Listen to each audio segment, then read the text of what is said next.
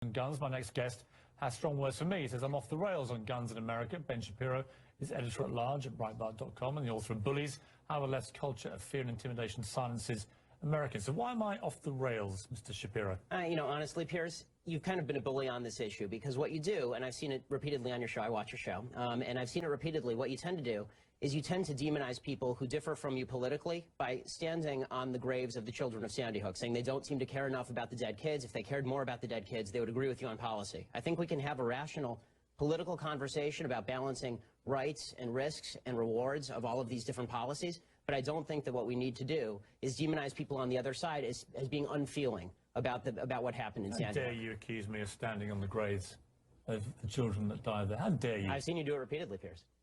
Like I say, how dare you?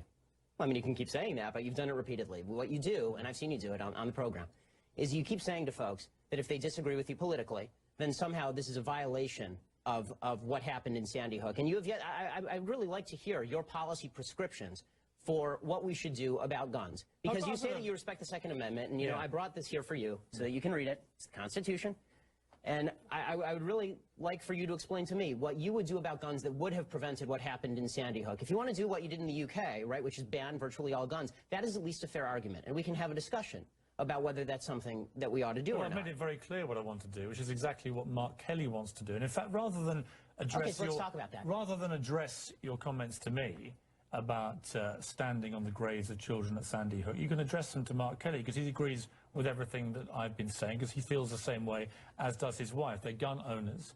They both respect the Second Amendment of the Constitution. They don't want to take away anybody's right to defend themselves with guns. Well, they want to take away certain types of guns, obviously. They want to take away assault weapons, which are capable, with magazines like we saw at Aurora and Sandy Hook, of unleashing a ridiculous amount of bullets. Well, this is a question I wanted to ask you, Piers, because I've seen you talk about assault weapons a lot, and I've seen Mark Kelly talk about assault weapons. The vast majority of murders in this country that are committed with guns are not committed with assault weapons, they're committed with handguns. Okay, so are you willing to ban handguns in this country across the country? No, that's not what I'm asking for. Why not? Let me ask you... Don't you care about the kids who are being killed in Chicago as much as the kids in Sandy Hook? Yes, I do. Then why don't you care about banning the handguns in Chicago? We'll come to that. Let me ask you this. What was the weapon used at Aurora in the movie theater? It was an assault rifle, sure. Okay. What was the weapon used in the Oregon shopping mall? I believe it was an assault rifle, correct? Okay. What was the weapon used at Sandy Hook? It was an assault rifle. What was the weapon used at the incident around Christmas when the firemen were lured to their deaths, the New York State firemen? And bought illegally? That was an assault rifle. Right, so the last 4 mass shootings in America were all the assault rifles. And the vast that is the reason, Mr. Shapiro. And you can smirk at me, and you can laugh at me. I'm not smirking. And you can accuse me of standing on the graves of dead children. And being a bully, yes. But that is the reason that people like me and Mark Kelly and Gabrielle Giffords want to have assault weapons like that removed from civilian hands. Your passion on the issue doesn't really justify the rationale for why you want to ban assault weapons, but not handguns. You don't understand why we want to remove the preferred weapon of choice, these killing machines, from the hands of deranged young men. All I'm asking is for you to be philosophically consistent. If what you're worried about is the removal of killing machines from the hands of deranged young people, then maybe we should talk about a blanket gun ban. And let's get to what the left really wants here. And you say that you're for the Second Amendment. Why is it about left or right? Because in Britain this never is about left or right, this issue. Why is it here? Well, you know, we can talk about Britain in a second. I think the reason that it's about left and right here is because fundamentally the right believes that the basis for the Second Amendment, and they believe in the Second Amendment, the basis for the Second Amendment is not really about self-defense, and it's not about hunting. It is about resistance to government tyranny. That's what the founders said, and that's what the right believes in this country. Which tyranny are you fearing yourself? I fear the possibility of a tyranny rising in this country in the next 50 to 100 years. Let me tell you something, Piers. The fact that my grandparents and great-grandparents in Europe didn't fear that is why they are now ashes in Europe. So this kind of leftist revisionist history, where there's never any fear of democracy going usurpacious or tyrannical, is just that. Just to clarify your position then, the answer to Sandy Hook, as it was to Aurora, as it was to Gabrielle Giffords, as it was to Columbine and Virginia Tech, is you do nothing. Is that your position? And that's not my position. What is your position? My position is that we have to calibrate laws that are designed to get guns out of the hands of bad people and keep guns in the hands of good people who want to buy them. This idea of more guns versus less guns. How do you do that? Well, I think one of the ways that you do that is by better screening for mental illness. I think that you do better background checks. Was Adam Lanza's mother a good person? I don't know whether she was a good person or a bad person. I know she's irresponsible with her guns. Has there been any evidence to suggest she was not a good person? No, but there's been significant evidence. So by your criteria, no, she would have been able... Wait a minute. by your criteria of the good people should be allowed the guns and the bad people shouldn't, she would have been allowed the guns. She was an irresponsible person. She didn't keep her guns locked up. And that should be against the law. If you have a mentally ill person in your house, so then we're talking about laws that we can both agree on, Piers. I don't know why you're disagreeing with me on this. Then she becomes a bad person, does she? Well, no, it's not a matter of morally good versus morally bad. You set the criteria, good and bad. So is she good or bad? You're right, Piers. I should have said responsible versus irresponsible. That's correct. Okay, so she goes from good to bad. No, she goes from responsible to irresponsible. Let's take a break. Let's come back and talk more about this because we don't agree.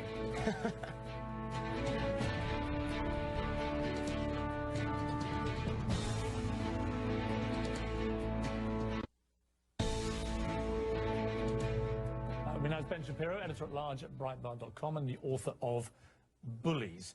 Do you believe that if you had an assault weapon ban, statistics prove that you could dry up the supply of these guns and make them less accessible to criminals? I don't know whether you could make them less accessible to criminals. Let's assume that's the case, that you could make them less accessible to criminals. Again, my question remains for you, Piers, and I'm still waiting for an answer from the left on this. They say they're pro-Second Amendment. Why don't you want to ban handguns? If you really want to solve the quote-unquote gun violence problem in America, go after all the guns. Why just stop yourself at assault rifles? Because I believe and respect an American's right under the Second Amendment of the Constitution that you kindly brought in to defend themselves with a handgun or a pistol. What I don't understand... But most of the murders are committed with those weapons. What I don't... Well, as we just established, as I talked you through them, the last 4 mass shootings in America... Adam Lanza had 2 pistols on him. Well, he didn't just have an assault rifle. If he hadn't had the assault rifle... He didn't use them, as you know. And if he hadn't had the assault rifle, he wouldn't have used them? Explain to me this. I can't buy this. This is 6 packets of Sudafed. They're one of the many companies that make this particular ingredient, which you can't buy legally in America. There we are, 6 packets. That is illegal for me to buy in that quantity in Walmart, say. But I can buy an AR-15 military-style assault rifle. I can then, as we saw with Holmes, the shooter in Aurora, go and get 6,000 rounds of ammunition from the internet, and I can go and blow up a movie theater. Do you think that's right? Well, we can talk drug laws another time, but I think that the question is... Does that make sense to you? No, I think what would make sense is laws that are calibrated to solve the problem. So if you think that the problem is only assault rifles... Which guns would you remove? I think the ones that have largely been removed from the market, fully automatic weapons, would be a good start. I think that... You wouldn't remove any semi-automatics at all? No, because semi-automatic just means that when you pull the trigger once, 1 bullet comes out. Do you understand how basic revolvers are essentially... Do you understand how an AR-15 performs when it's been modified and has a magazine with... I do. I saw it in the North Hollywood shootout. And you know what? It was illegal to do that, and people did it anyway. We have 12 million illegal immigrants in this country. We're not able to stop people from coming illegally into this country over the southern border into places like California, where I live normally. I think you'd be very hard-pressed to stop guns from coming across that border illegally as well. I mean, California has some of the strictest gun laws in the nation. Would you want every American to have an AR-15? No, not every American. Who would you stop? I would stop anyone with a criminal background. I would stop anybody with a history of mental illness. And I would stop, and I would ask, and not ask, I would require that people who have somebody who has a criminal background or a history of mental illness in the household keep that gun locked up and safe. What about the background checks? 40% of all gun sales in America now, gun trades, are not covered by background checks. I believe in background checks. For everybody? For everybody. So there should be a database, a national register? If it's not public. I don't like what happened with the Journal News putting out gun permits, which allows criminals to target particular homes. When the NRA came out today after their meeting with the White House and just said we're just not prepared to entertain effectively any kind of new gun restrictions. What do you think of that? What's astonishing to me is the left's attack on the NRA, because the NRA is, they don't receive a dime of public dollars. They're an interest group. I don't see, it's funny, the left, they like to talk also about violent video games, for example. Framing it as left or right, because I don't have a horse in the race. I'm going to vote either way. Come on, Piers. You tend to be more to the left. We all understand the NRA, as you know, are a very active and well-funded and powerful body. And what they do... Why are you asking... I just want to finish the point, and then... Sorry, this is very quick, I promise. The point that I'm making is this. There's been a lot of talk by a lot of people about video game violence. I haven't seen David Gregory interviewing the head of the ACLU and saying it's your broad interpretation of the First Amendment that's responsible for this. But people are bringing on the NRA and saying it's your broad interpretation of the Second Amendment that's responsible for this. They're an interest group. If you want legislation passed, talk to legislators. Don't go to the NRA, which is representing its membership. Here's what the NRA and people like Alex Jones and others do. Don't let me in with Alex Jones. Fine. After each of these massacres, they come out.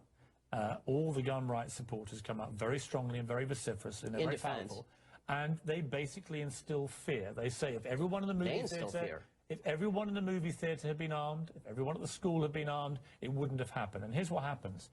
gun sales and ammunition sales rocket, as we've seen in the last 3 weeks. Oh, don't pass the buck, Piers. I mean, the truth is that the reason does that happen? The reason that people are buying a lot of guns right now, Piers, is because people on the left are talking very much about banning guns. And so a lot of people are saying, if I'm not going to have the right to purchase a weapon of my choosing in 2 months, I'm going to go and buy it now. This is very clearly what's going on. Why did Ronald Reagan want these assault weapons removed? You know, I don't know why Ronald Reagan wanted these. You're a bit of you like Reagan, right? I like Reagan in a lot of ways. He's not a god. I don't agree with him on everything. Did you agree with him? He also about believed in the weapons? progressive tax rate. I don't believe in that. Did you agree with him about assault weapons?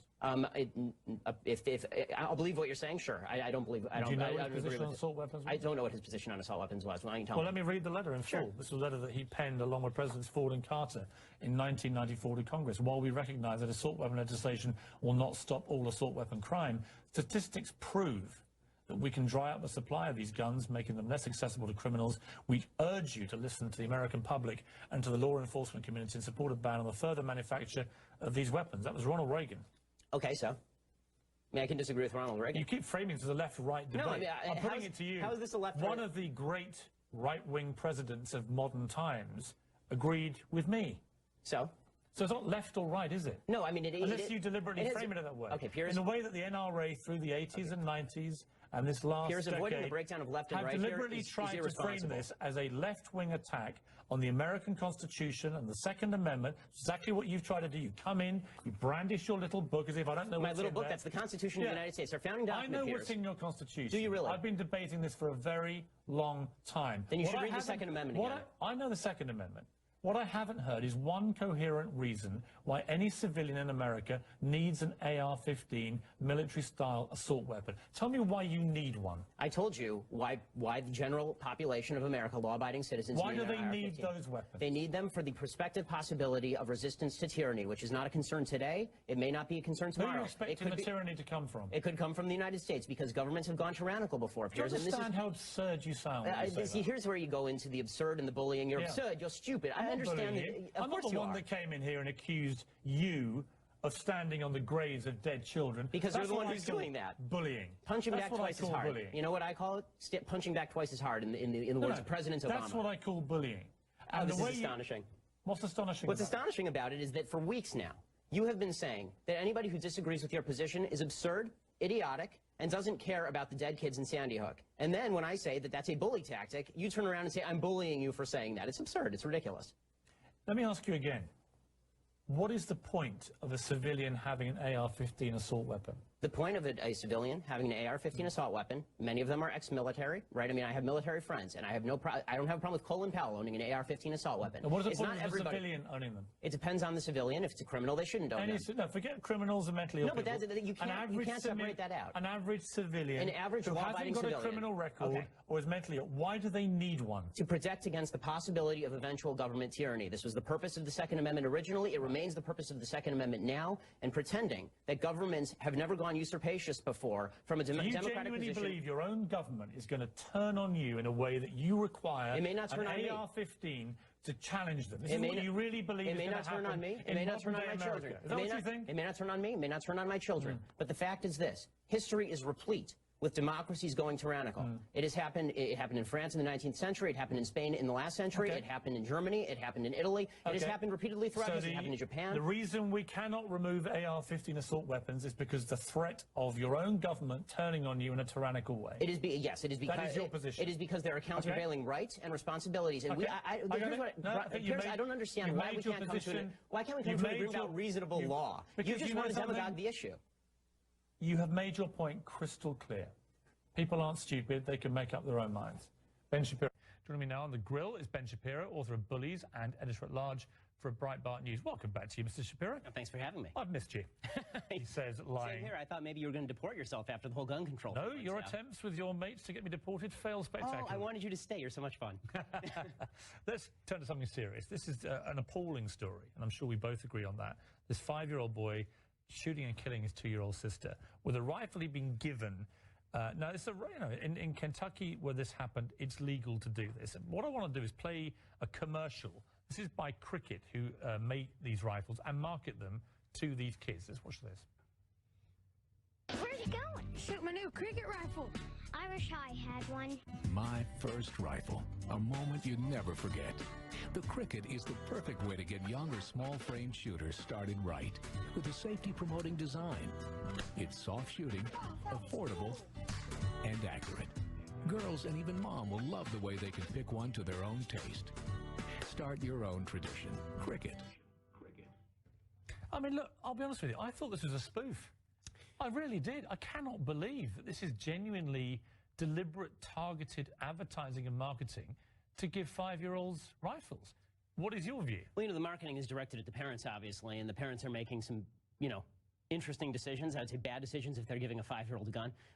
It is illegal, as far as I know, for a 5-year-old to walk into a gun shop and pick up a gun. The problem, I think, is broader than just this. I mean, if we're going to go to any kind of cultural implement that encourages kids to own guns, then we're going to have to go straight to Hollywood, and I'm not sure that people want to go there. I mean, most people who want to own guns do so because they watch Die Hard or because they watch, a movie with a gun. Yeah, but it's illegal for a kid of 5 to go and watch a lot of these violent movies. That's true, although some of the PG movies even have guns in them.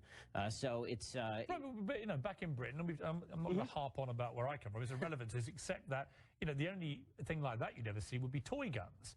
Kids have toy guns, and it's known to be a toy. It doesn't fire real bullets. This tragedy happened because these parents were traduced, I would imagine, by that very kind of advertising, and they believe it's perfectly normal to give their 5-year-old kid a rifle. And I just find it unconscionable. Well, I certainly find it unconscionable on the part of the parents. I mean, as far as the advertiser goes, I'm not... Should it be banned, that kind of advertising? I think that there's an argument to be made in favor of that, but I do think that the broader argument is not about situations like this. I mean, these cases happen, and they are horrifying. But the real heart of the gun control issue has to come down to what happened in Chicago. I mean, I follow your Twitter feed, Piers, and I noticed that you tweeted a couple of times about this particular story. I didn't see any tweets about, for example, 20 people being shot yesterday in Chicago. Well, I tweeted before about Chicago. I've discussed it on the show numerous times. Chicago is a particularly awful situation that's got to be dealt with. We should focus on the central problem, then? I mean, this is... We can.